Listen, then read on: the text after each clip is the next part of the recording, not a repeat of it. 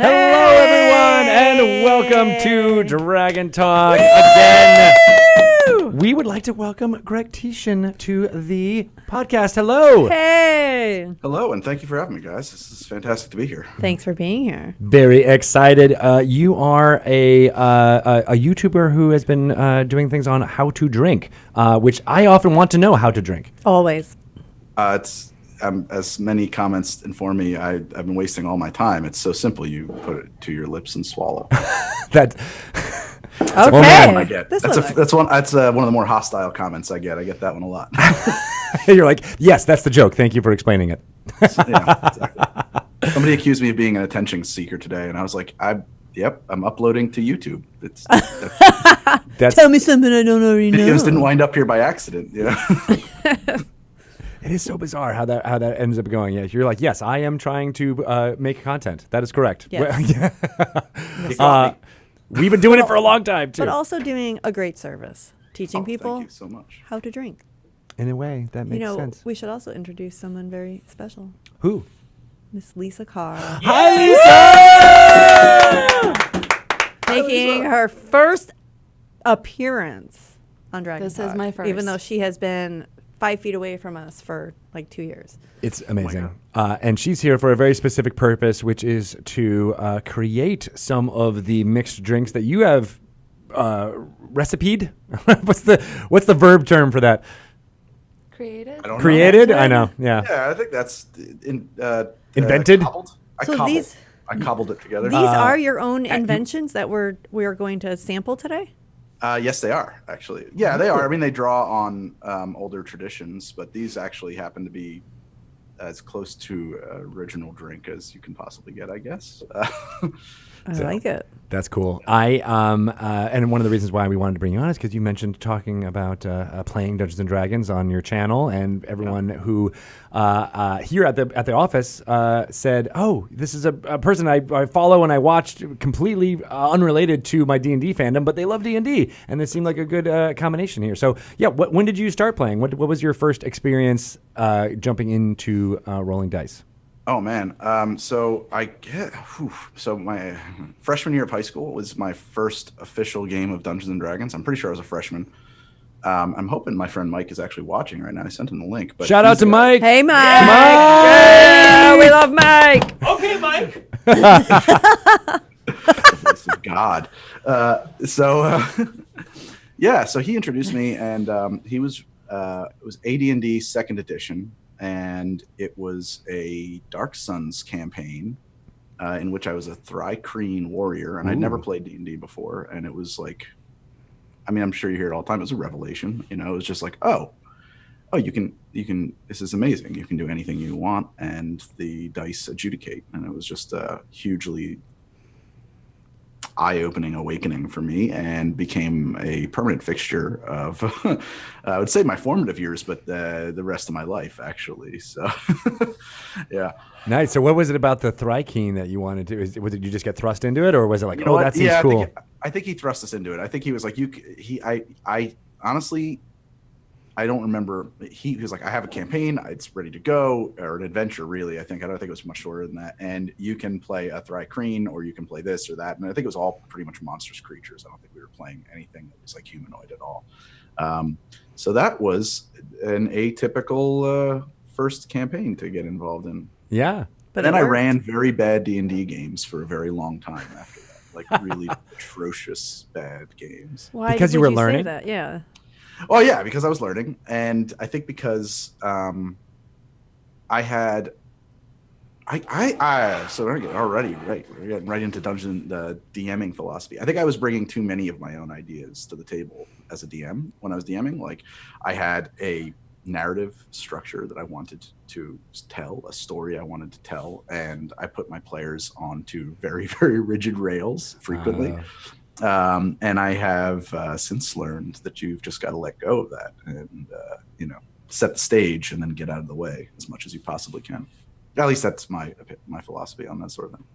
I feel like that's a thing that a lot of younger DMs do, right? Where they think like, oh, this is the story that I want to tell, and we'll railroad people into it. And then as you get older, you realize you don't have to prep that much, and you can just be like, here's a 3-sentence start, go, Right. and then we'll make it up as we go along.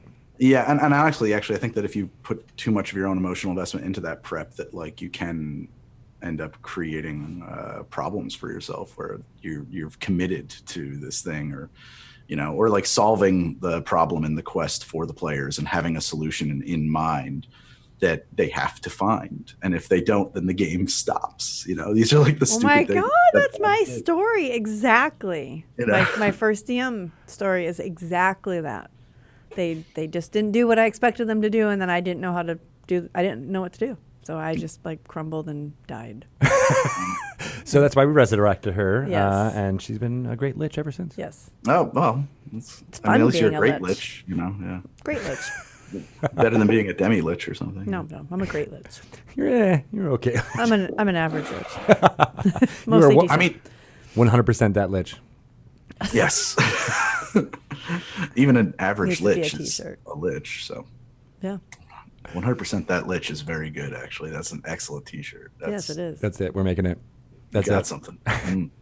Speaking of making stuff, let's have some mixed drinks here. Do you want to start off with one, and then we can talk more about your DMing philosophy after that? Sure, yeah, we can dive back into that. Absolutely. I need a was gonna say- drink.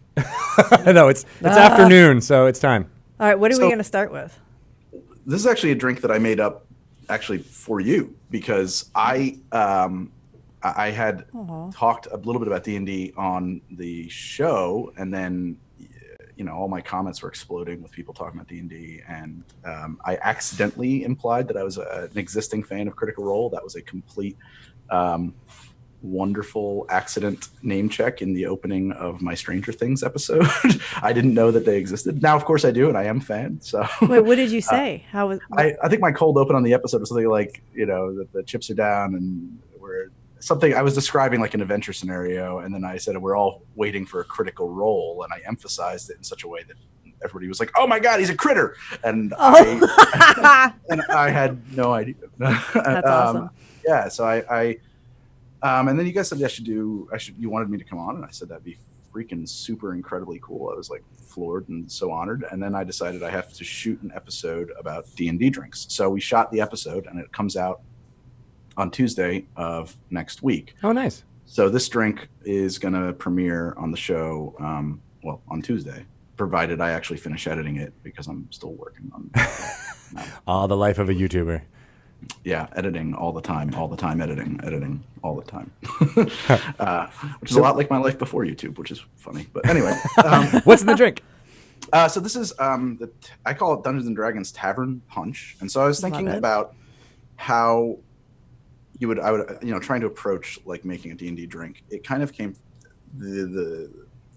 my first instinct was you got to adapt potions. You got to do a potion of healing. You got to do a potion of giant strength. And then I thought about like the games I played growing up, and I talked about how we started in Dark Suns.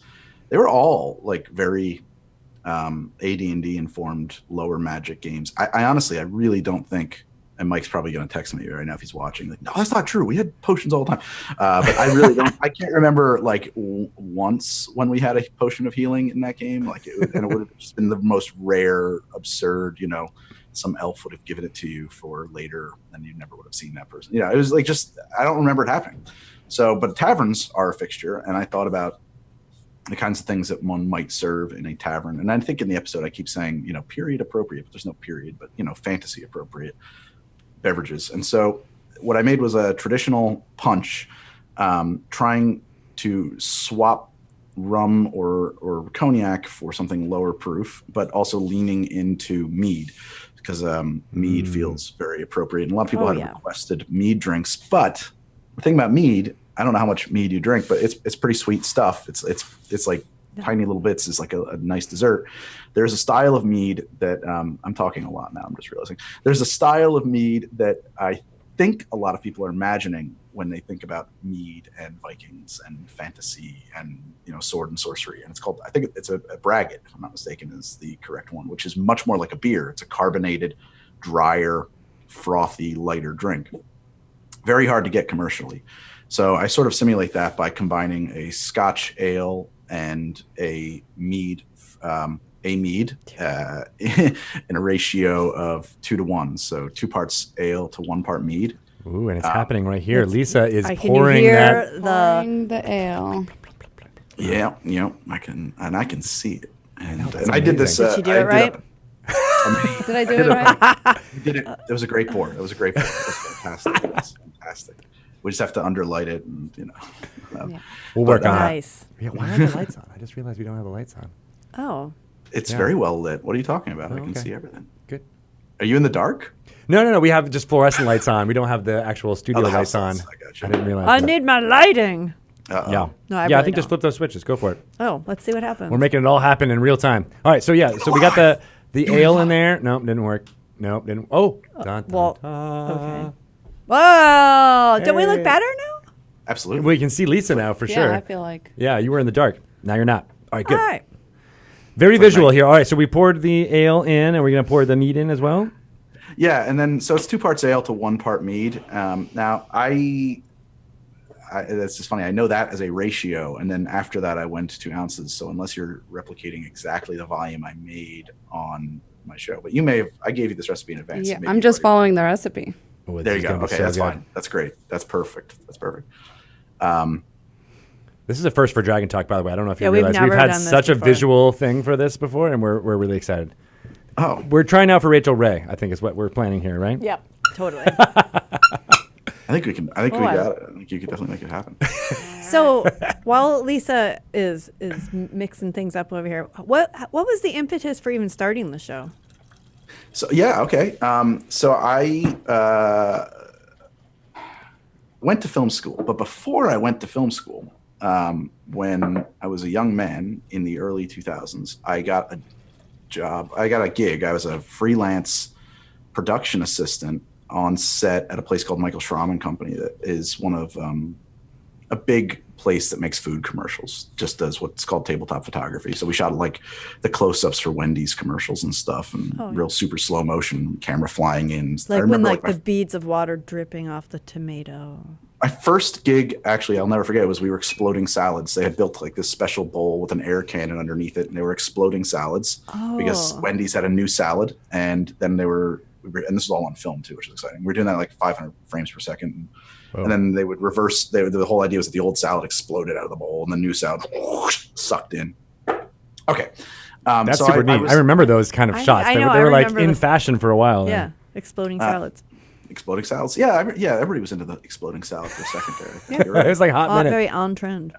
Yeah, Bring back the Mark exploding Jacobs had a salad. whole exploding salad thing that he was in. No, anyway, It was a Ken Burns documentary that used the exploding salad. yeah, exactly right. So I guess I wanted to work in film, and then I did that for a while, and then I did some other gigs that didn't take me in the right direction, and then I finally was like, you know what, I got to go back to college. So I went to school and got my film degree, and then I got out, and one of the things that they don't tell you film school, if you major in directing at like the School of Visual Arts, is that they don't hire directors out of film school typically. So I had to find a gig, and a good friend of mine who had graduated ahead of me convinced me to become an editor, and I did after wrestling with that idea and not really wanting to be an editor. So I edited, and I guess I'm okay at it. So I got into editing commercials and like social media stuff, and I bounced around from gig to gig, and I did that for a long time.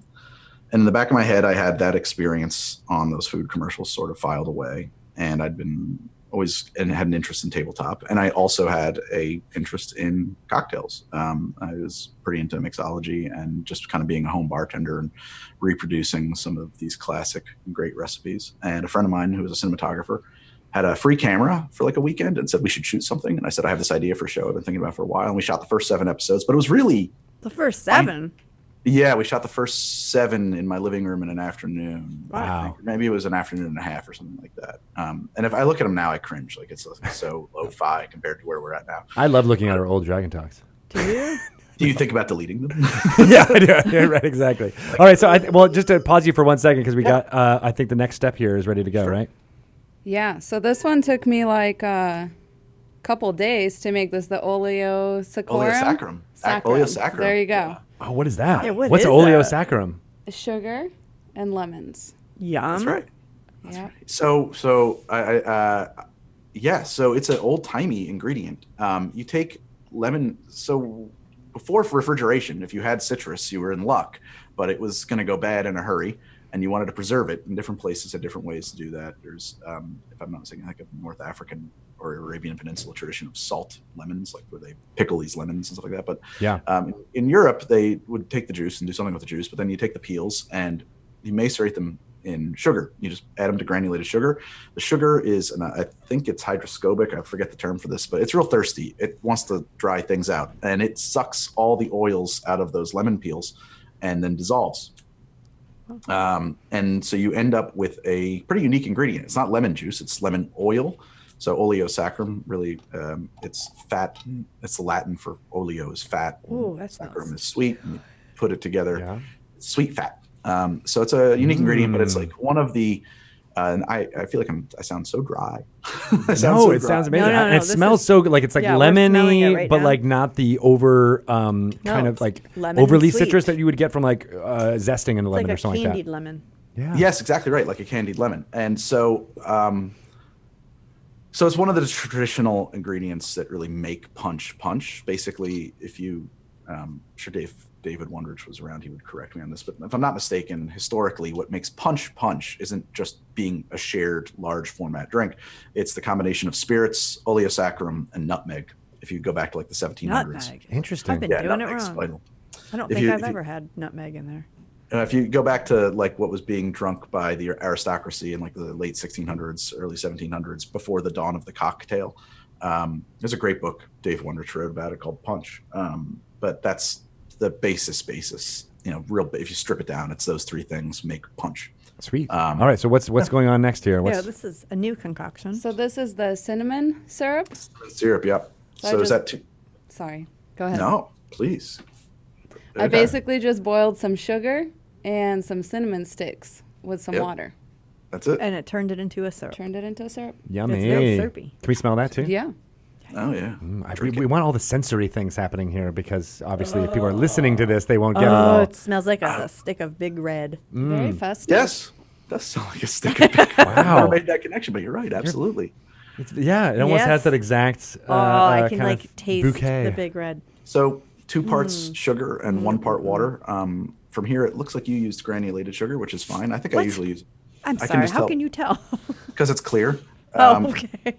But I usually use a Demerara, which would end up darker and browner, but that's fine. I mean, it's going to be, the differences are really subtle. The only reason I use a Demerara in a cinnamon syrup is because you're already adding cinnamon to it, which is going to cloud it up anyway. And the Demerara just has a little bit more molasses character to it, or I think that's the right term. I would say molasses character. That's cool. So unless you have the option of it being truly like optically clear, I always kind of like when I make grenadine, which is, in case you don't know, it's not something called from roses. It's pomegranate juice, sugar, pomegranate molasses, and orange blossom water, and like very little orange blossom water, like a few drops. It's super potent, that ingredient. And you make your own?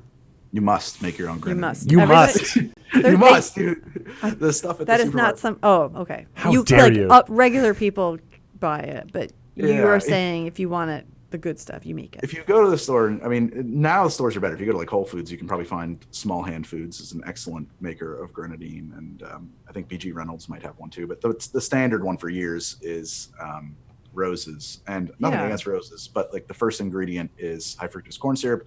The second ingredient is red dye number 5. Like it should be pomegranates, sugar, water. It should not be those things. And it's very, it has a much different. I love that sound of the pouring orange juice in there. Amazing.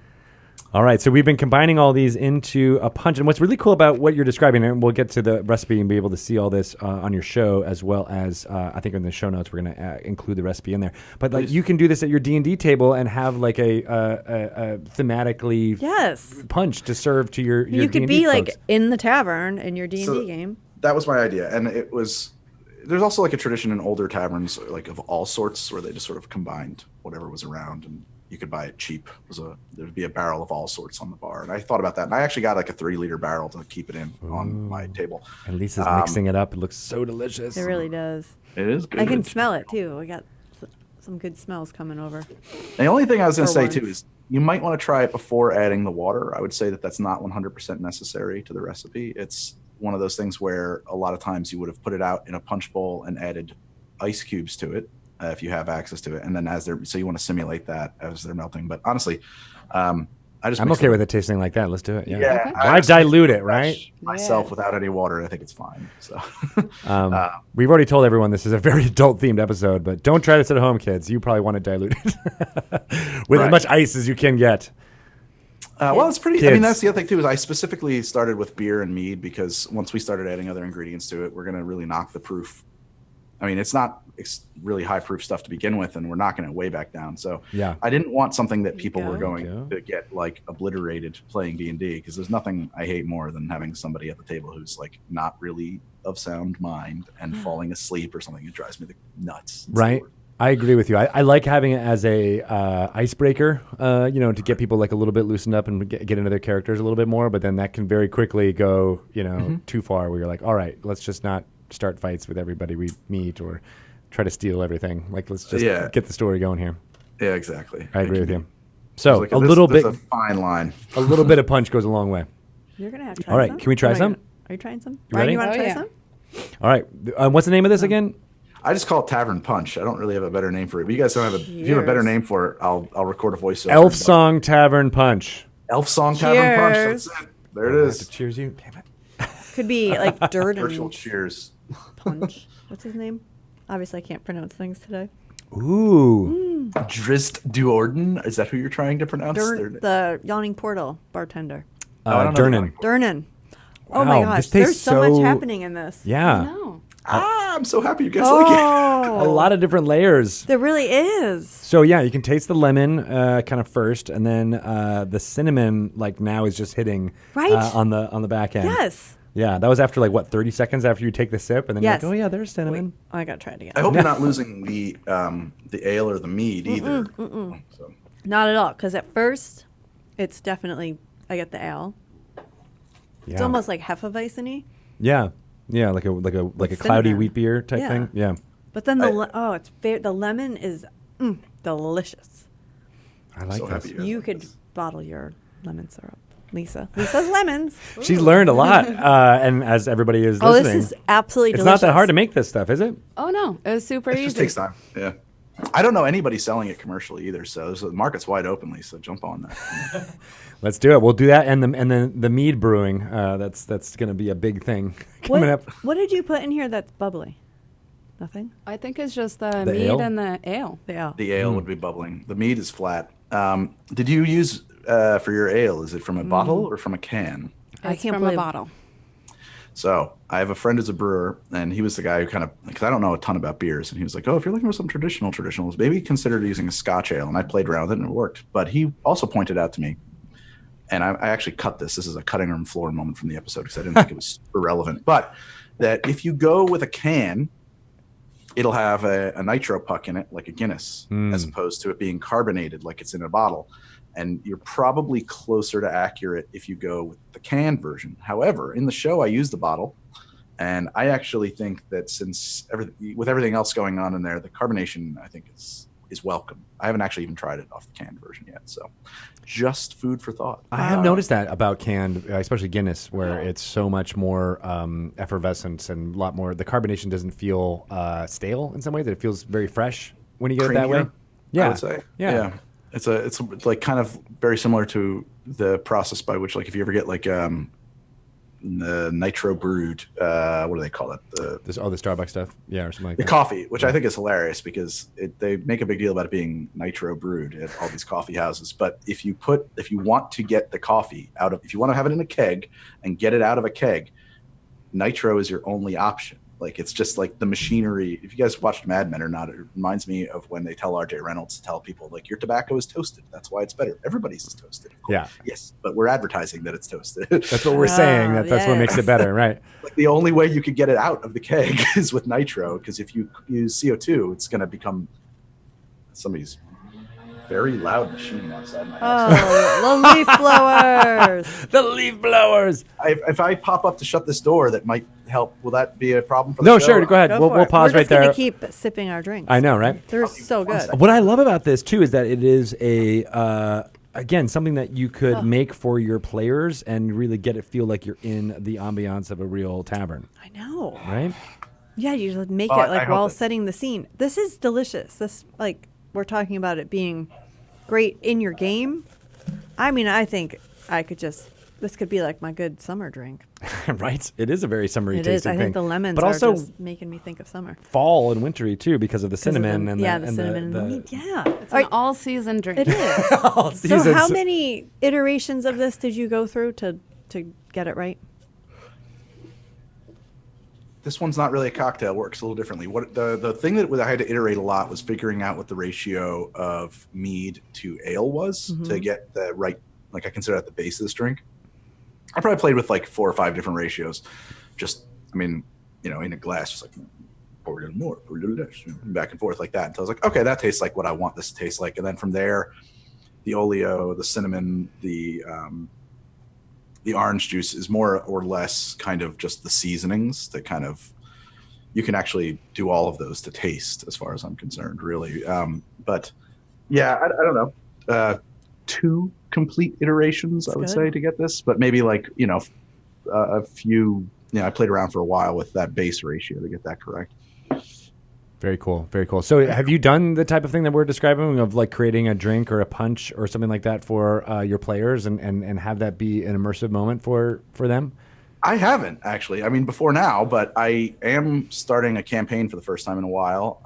Actually, on Tuesday, Nice. On Twitch. So it will be. Oh, you're gonna live stream. I am. I'm gonna do it. I'm gonna do it. I have a Twitch account, and I've been on there for a while playing games, actually, just video gaming and stuff. But I'm expanding what I'm going to do there. I'm going to start doing. I'm going to run a campaign. I got 4 players. I hope I get more, but he had 1 person drop out. But so we'll be doing that. What's the shtick of that campaign? What are you going to be basing that on?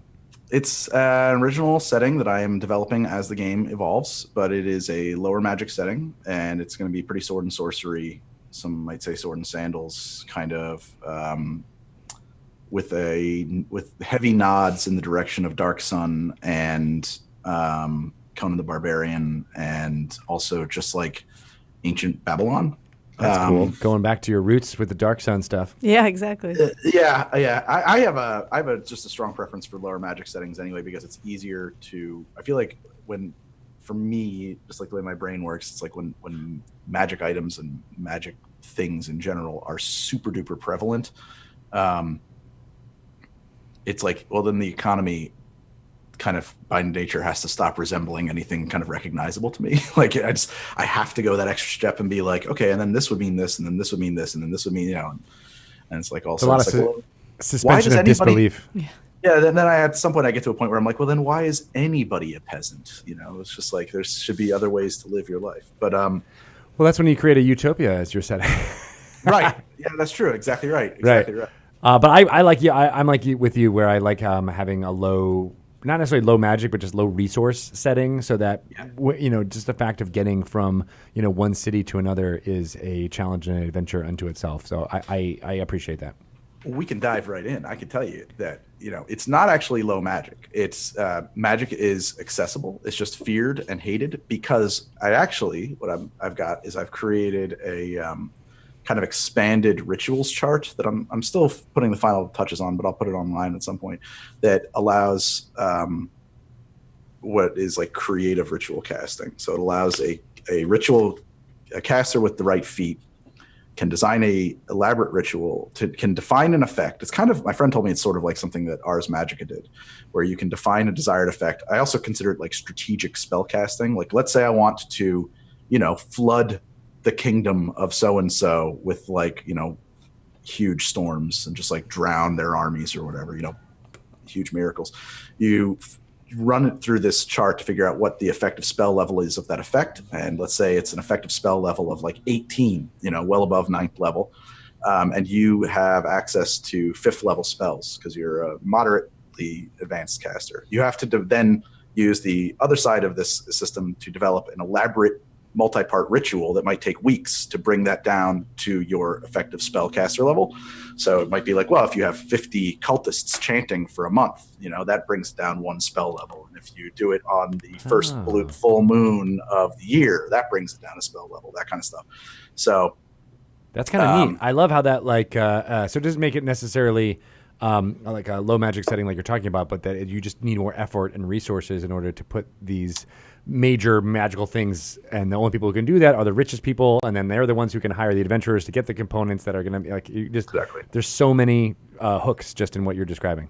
And so the idea is that it's the people have a kind of cultural memory of a time when sorcerer kings were like literally just laying waste to continents, you know, and reshaping the earth, and now have a fear of all magic in general. Yeah. So it was great because it was like, okay, cool. I don't have to restrict my players. I don't have to say like none of these classes exist or anything like that. And in effect, actually, what I do is the one thing my complaints about like super prevalent magic everywhere is that it kind of, you know, most of the magic becomes less magical. You know, you can't, there's not like these huge massive effects that are just like reality shattering things. And so it kind of does all of that for me, which I was very happy with myself when I came up with it. It should be. Sounds like you've come a long way since that first dungeon mastering experience.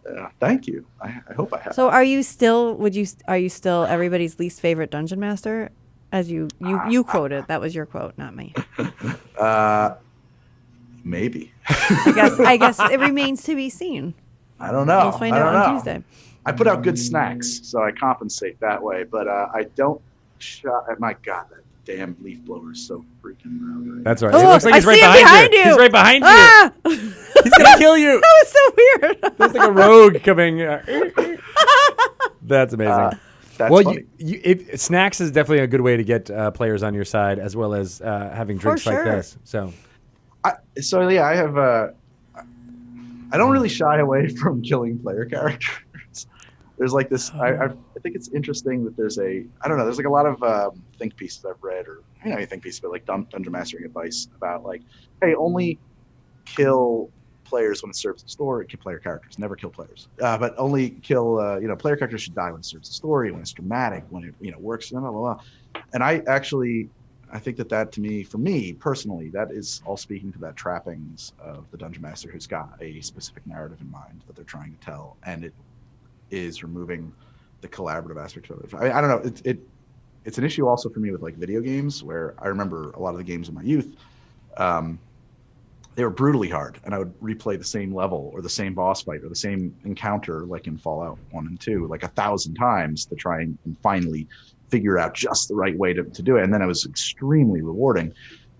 When I'm in a game and I know that the dungeon master is, and I think this is, I think Matt Colville talks about this too. If you know that the dungeon master is fudging the dice to your benefit, then it really kind of, there's no dopamine response for when you finally succeed and escape the Lich's dungeon or whatever. I mean, it's a fine line too, because you can, it's like introducing puzzles into your game. They're great when you solve them, right. But sometimes leading up and not being able to solve the puzzle can end up having a really frustrating experience for your players and for you, right? And so I think it's the same way with player death and things like that, where like it can be great if you're getting to a point where everyone's dying all the time. It can just be like, well, this sucks. I'm not getting that dopamine ever. Right, that's a different thing. And I guess the one place I will fudge the dice or whatever, but it won't even be like I fudged the dice. I usually do it as like a negotiation where it's like, I messed up. This encounter is not at all what I thought it was going to be. Something went wrong here. We need to pause for a second. I'm going to make some modifications to the way this is going, and and then we'll proceed. Right. But on the other hand, I kind of think that like, just as a player for me and stuff like that, I feel like the most rewarding games, and it goes the other way too, when the players succeed beyond my expectations, when they destroy my big bad in the first encounter, when he was just supposed to like stand on a cliff and cackle at them maniacally or whatever. Like, you know what? We're just going to kill him right now. It's done. Let's get right to the end. I can't steal from them their agency and say like, damn it, I really need that guy to be around for a while. It's just the story goes in a different direction. And so it's the same way. Like, I feel like for the verisimilitude and for me to become invested in a setting, and I hope that the same is true with my players. Like, you just kind of have to, like, for the most part, let the rules play out as they do. I hear you. I hear you. So I think we got a second drink we got going here. What's going on, Lisa? Yeah, I've got 3 egg whites in here. No, what? Why? Well, because I'm making 3 of these, can I do it all at the same time, or should I do it one at a time? That's a good question. How big is your shaker? I think you're gonna have a hard time doing all 3 at once. 16 ounces? I would do one at a time, I'm All afraid. right. Let's do it. We're learning on the fly. How many ounces is 1 egg white, do you guys? Typically an ounce. It's Okay. roughly an ounce. Hey, I didn't there know we that. go. I didn't know egg whites were an ounce in an egg. Me That either. makes sense, though. This is a Depends on how very big your eggs- educational podcast. It really depends on how big your eggs are. And actually, a lot of bars will just standardize it. They will have like a big squeeze bottle of all of the night's egg whites, and they'll just measure. an Squeeze ounce. bottle of egg whites? Man, Did you ever work in a why bar? are you peeing over? This is my lemon juice. That's what you And, call it, Lisa. I don't do You that guys on the are show drinking because it. it's kind of visually unappealing, actually. Squirting lemon juice into a shaker? Squirting The egg whites. Yeah. Yeah. It's like having a mayonnaise squeeze out. And you're like, this is so great. Yeah. I mean, it makes a lot of sense though from a high volume bar, Thank not you. high volume bar, Thank because you. like separating an egg white one at a time is like a time consuming. I feel like you were just process. milking the egg white there. I'm just milking invisible chickens. Yeah. All right, Lisa, what else did you just put in there? We've got grenadine. I did not make it myself. Just pretend you did. Store-bought. I can't believe you made it yourself. That's so great. You It took a very worked really long hard. time. You cast a spell and created bespoke grenadine. It I takes did just as make much time as this it takes to hibiscus make the tea. cinnamon syrup. That looks like a brain in a jar over there. What is it? Is that the hibiscus tea? Yes. My Hibiscus. goodness. I These are want to get hibiscus. You're about to. hibiscus. It is Seattle, after all. So what's this drink that she's making? Yeah, what's this one I called? call it a Cobalt Cooler. Oh, good name. That is good. It's Now- for lower level players who might be underage. So Got it. So are these drinks also, is this one premiering on Tuesday on your D&D yes, show? it's a 2-parter episode, so it'll be both in that episode. And Okay. Unfortunately, there's really no way to pre-batch this one. It was So you're not drinking it along with us? Is that what you're saying? That's all right. no, I'm not. But also, there's no way to like. You couldn't make. I don't think you could do a huge batch of this and have it on standby for your players. It works when it's shaken in the glass. Oh, okay. Oh. And And this one's a non-alcoholic one, you said? it is non-alcoholic. So Shake I'm that very shaking it. vigorously. Okay. Vigorously. So what does Yeah. having an egg white in a drink do for the drink? So it's going to change the texture. It's going to allow air. I mean, it's going to do all the things egg whites do in food. So it's going to allow you to actually directly incorporate air into the liquid and keep it there, which you will experience as having a frothy, foamy, almost milkshake-like. It's experience. very frothy. Ooh. Yeah, that's That looks looking good. good. It's looking good. I've never used a clear shaker to see my dry shake, so I don't actually. That looks right. Great. I'm guessing. It looks tasty. It's Yeah. got like this pink froth, like almost like 3 inches of it above where the grenadine and the other. So now you want to put ice in that, probably. Yep. Ice is good. Or you could just So in cast like dry a frost spell. Here we go. Sounds like the dice falling on our heads. In 3.5 we had permanence, and I had permanence was like a meta spell. You could just be like, okay, I'm gonna make this spell permanent, and we definitely created a bar that we ran where we had a bunch of like freezers and stuff like that were just like ice chests that were permanently cold inside, and it was like, that's great. We have Oh, cold that's beer. genius. We were the only people who had the cold beer. It was like a side operation. Oh, nice. Rogue who had. I think I just hired a wizard to do it for me. That's like a- awesome. I do remember permanence as being like a really interesting, fun thing you got unlocked at higher levels. You're like, wait, we can do that and make like anything permanent? Yeah. That's why. Well, that was like why that specifically was what I was looking for, and I didn't find it. That's why I started working on the whole meta magic. Oh, really? The spell cast. Yeah, because I just wanted like what I would call strategic spell casting, strategic level as opposed to tactical level spell casting. The idea that like some cabal of wizards somewhere could be doing something that would ensure a good crop this year, or call down a plague on their enemies, or whatever, far away, and have it just last for a really long time. Right. Okay. It's a good word for it. Strategic. All right. Yes, let's do this. All right. So I've shaken it vigorously for 20 seconds with ice in it. Okay. Not It's stirred. very foamy. Okay. Is that Now you good? pour that. Yeah, that's great. That's Okay. fantastic. Pour that into a glass. Here we go. Beautiful. Nice color. Sound. Exactly. It's like All the foam is staying In the inside. container. Staying Do we want the inside. foam to come out? You do want it, as much of it as possible. I think that shaker may be. The top comes off, doesn't it? Yep. It does, but if you don't have a strainer, you're going to be in trouble. We don't. Uh-oh. Well, it'll be what it is. Oh, because the ice will go along with it. Is that what you're saying? Yeah, you probably. I mean, it's okay if the ice goes in. I guess it's ideally. Yeah, it you're should- getting some foam that way. There you go. I tried. Oh, I can't wait. It's all Like like strawberry foam. I know. Really, it's gonna be tasty. You can have the first one. Oh, I was like, they're doing the Hans Zimmer like soundtrack sound. It's leaf blower season. Well, I'm still enjoying this mead drink because this very is tasty. really delicious. It is I live in a tasty. condo, guys. I got no control over when the leaf blower guy comes over. I have no Stupid idea. It's good that he's HOA. there. Take it up with the HOA, the board president. I'm a renter. I can't. Here's the finished Yeah. product. Does this look right It's to you? not finished yet. You gotta Oh. add some Ooh. to it. More? Ooh, what is Yeah. that you're adding? This is a club soda. Club soda. Oh my! I really love the foam. And that will expand in the presence of the seltzer. I feel like this. I mean, I I want this love to my explode so much. kid, but I feel like this seems like a little too deluxe for him.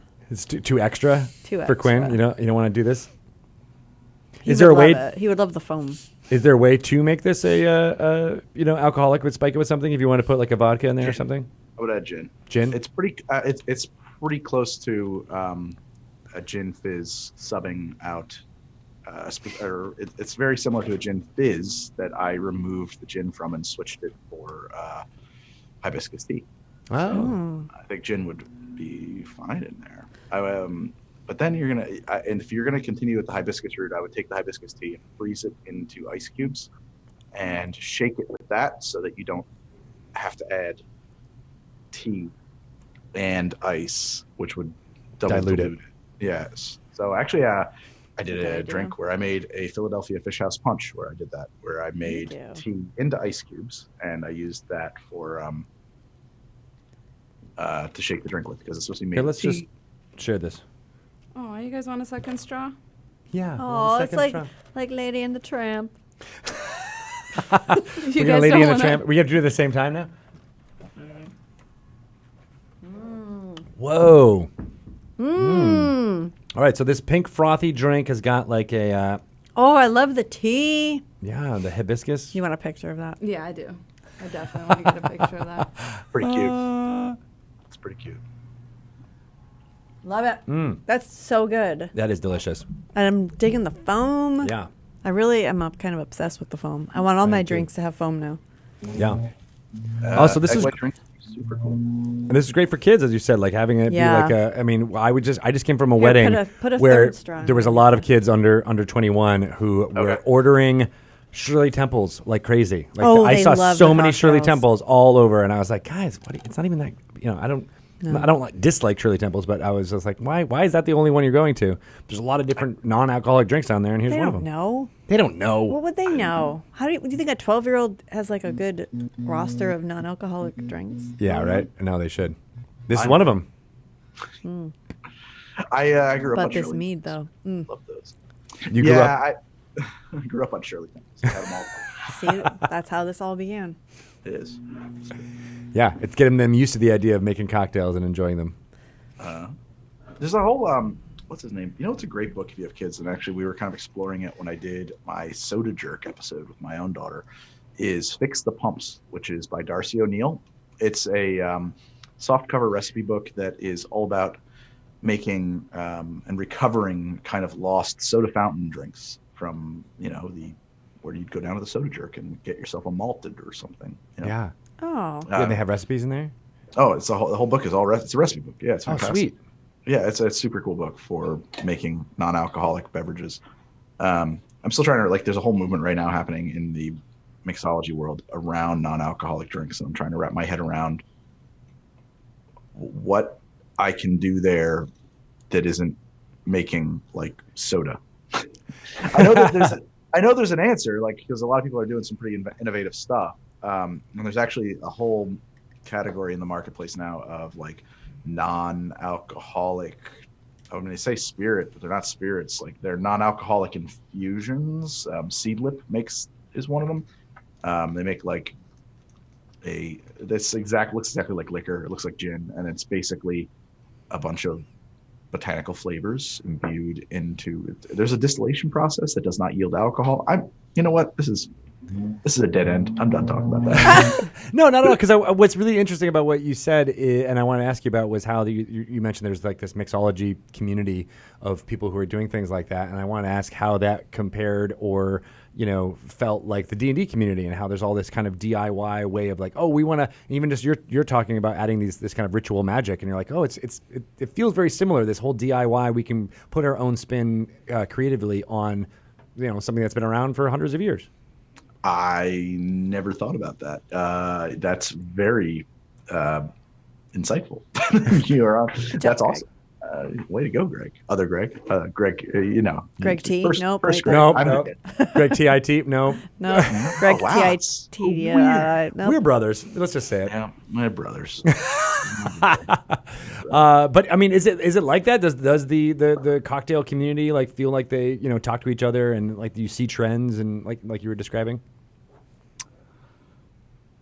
They probably are. I like, so I'm kind of on the outside of that because I'm like a YouTuber first. I have not, like, I used to say it on my videos all the time, but people couldn't hear what I was saying. It's in New Jersey, we talk very fast. But like, I've never been a bartender. I've never worked in a bar. I have very tenuous connections to that world of professional mixologists. They do get together. I mean, like, yes, there is, like, I don't know, there's probably a term for it, but like bartender Twitter that, you're plugged into and you see everybody sharing ideas and stuff like that. And when a new bar does something that's really revolutionary, it gets written up about and spread around, or a bartender does something that nobody else is doing, it will catch on and other people will do riffs on it and it spreads around like that. So there's that. There are conventions. It's much like Dragon Con, I guess, or Gen Con. They have down in New Orleans, there's Tales of the Cocktail. It's the exact same thing, just for alcohol. Ooh, I didn't know that. I want to go. Yeah. Oh, right. Maybe we could do some D&D events there. Yeah. Not a bad idea. Well, I mean, that's a big part of what what we've been doing here at Dungeons and Dragons, to try to find these communities and figure out a way that the Dungeons and Dragons can inform and elevate what that community is doing and combine them forces like a Voltron. Oh yeah, absolutely. But who's the head? Who will be the head? Shelly. Probably. Yeah. Yeah. Yeah. I agree. That makes sense. That's my favorite part of that. And I'll be the head. Do we have another cocktail? Or are we good? That's amazing. That's it from the D&D episode. Yeah. Then I will finish Sneak drinking this peek. because I was like, I don't want to necessarily get like completely soused at 2 p.m. Pacific time. I mean, I can't imagine. while we'll we're get at work. completely Any other stuck. day, yeah. Well, I haven't eaten for like 4 days, so Oh, Greggy. when you have, Hand this man an ice cube or something. You on, It's a time for your ice cube. I'm trying to get in fighting shape. Okay. All right. Yeah. I was on a really strict diet for 5 minutes, and then I had a film shoot where we shot for 5 days, and then that's just like all I eat are just like stacks. Yeah, you're going to be on camera again on Tuesday, so Well, no. That's true. But Yeah. the footage is shot. I mean, Oh, you're talking about the stream. That's Yeah. true. Yeah, because I'll be streaming. That's a good point. That's right. Yeah. But, so what are you trying to do? You trying to make me self-conscious? I am. Yeah, I mean that's like the whole goal of the show. Right. Yeah, That's like you'll look great. You look fabulous. Thanks very much. So the group, they're ready. Did you tell them that you're planning on live streaming these games? Yes. Yeah. And that's like a concern too. When you tell somebody that it's people who I'd like to have play, I'm like, now, by the way, people are going to make fun of you because the internet. So just prepare yourself for that. Like, do you want people to watch to be nasty to you? And so there was definitely at least one person who was like, I'm going to pass. Yeah. Everyone else was like, bring it. Yeah. Well, so I reached around. I put together. I did a lot. It takes a lot.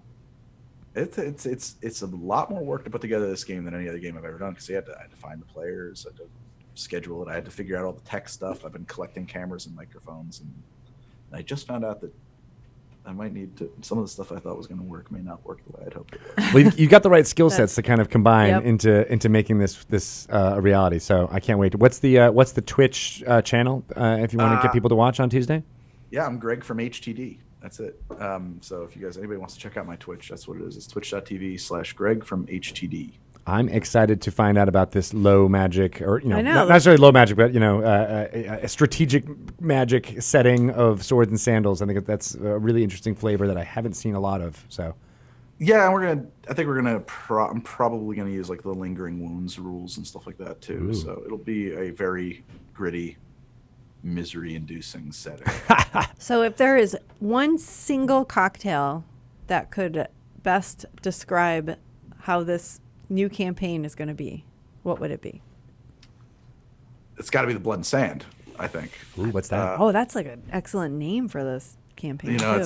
I remember it's orange juice and I think rye. Actually, it's not a terribly great cocktail, but the only reason it comes to mind is because it was invented to promote the film. It's Scotch, vermouth, and sorry. 3/4 of an ounce blood orange juice, 3/4 of an ounce sweet vermouth, 3/4 of an ounce cherry hearing, and 3/4 of an ounce blended Scotch. So equal parts all of those. Shake it up real good, and pour it into a cocktail glass. It was a drink that was invented to promote the silent film Blood and Sand, but it does like that. To me, the name Blood and Sand carries such a sword and sandals kind of connotation. You think about Spartacus and stuff like that. Yeah, with Gladiator, all those things. Yeah. Otherwise. Sounds like a good name for your show. Actually, I agree. Maybe it's true. I have to name it. I haven't thought about that. Yeah, that's a good point. Awesome. Well, I'm really interested in finding out more about all that. It sounds like your strategic rules you're still working on, but it would be a really cool addition to something like They'll the Dungeon definitely be Masters ready Guild. by Tuesday. Yeah, they'll definitely be ready by Tuesday, and I will as soon as they're perfected. I'll be submitting them to Dungeon Masters Guild. Absolutely. Sweet. Absolutely. And I can't wait to see this episode where we get to see you mixing up these drinks, even though Yeah. Lisa did a fantastic job. Thank you for Excellent. that. Thank you, Lisa. Thanks, Hands are Lisa. completely sticky Don't clap too hard or your hands Yeah. will stick They'll stick together together. forever. forever. It's part of the job, right, Greg? That's like the one thing that you can't see in my show is how disgusting everything is. Everything is covered in a thin sheen. The serps get real gooey. Syrupy. Yep. Yep, Syrupy. they do. Well, thanks for kind of- coming on. We really enjoyed drinking all of your concoctions. They're delicious. I am going to figure out how to create this tavern punch for my Waterdeep Dragon Heist campaign because they own a bar, and this seems like a great drink to have Aw, available. That's perfect. I think Right? Yes. on the money. I think that'll be fantastic, man. And I want more folks out there to not only create the recipes and do things like that, but add more of that flavor into your game. You don't necessarily have to just be pencils and dice and Cheetos. You can have some interesting concoctions Yeah. and kind of make it feel like you're providing different senses for your players. I think that's really neat. Yep. The food and drink of your campaign world. Yeah. Yeah. Try It's it. the George R.R. Martin advice. Oh gosh, like you had paragraphs of pages describing lamprey pies. Oh my god. I feel like he used that just to get over like writer's block. He's like, let me just write about dinner. Yep. 3 pages of dinner. Yeah. Well, excellent. So much fun stuff going on in your world. Is there? We mentioned the YouTube page as well as your Twitter, Twitch channel. Is there a Twitter handle or anything like that that people could pay attention Sure. to? I appreciate that. I'm on Twitter at how to drink, 2 being a number because somebody else had the TO version. And I'm on Instagram at how to drink, but my YouTube and my Twitch are probably the best places to. Well, my Twitter, I'm pretty active on Twitter. Pretty active. Awesome. Cool. I'm an active tweeter. You're an active D&Der as well, which we're excited about. I'm coming out of retirement, man. I haven't been in a game in a couple of years actually, so I'm nice. really excited to run this, and it's my first 5th edition game too, so I'm super pumped. Well, I've played 5th edition. I haven't run 5th edition, so I'm super psyched. Me too. Super psyched. Great. You're going to do awesome. Roll a nat 20 on your first DM stream. That was very generous of you. Thank you. You can just say it's already happened, right? Yes. It's already Greg determined. Tito said it is. I rolled it at some point. All right. Awesome. Thank you so much, Greg. Thank you. We are so excited. And I think we're going to wrap up our interview right here. Let's do it. All right. All right. We're going to Thanks finish a our lot. mead. Cheers. See you Thank later. you. Cheers. Thank you. All right, everybody on Twitch, we are going to take a short break just about now and clean up all of the stickiness on the table. and get Jeremy Crawford in here and put him in that seat, and hopefully it won't be too sticky when he sits down. And we'll learn all about some fun things through a sage advice. Perfect. Sound good? Yes. All right. Thank you. Bye, everybody. Bye.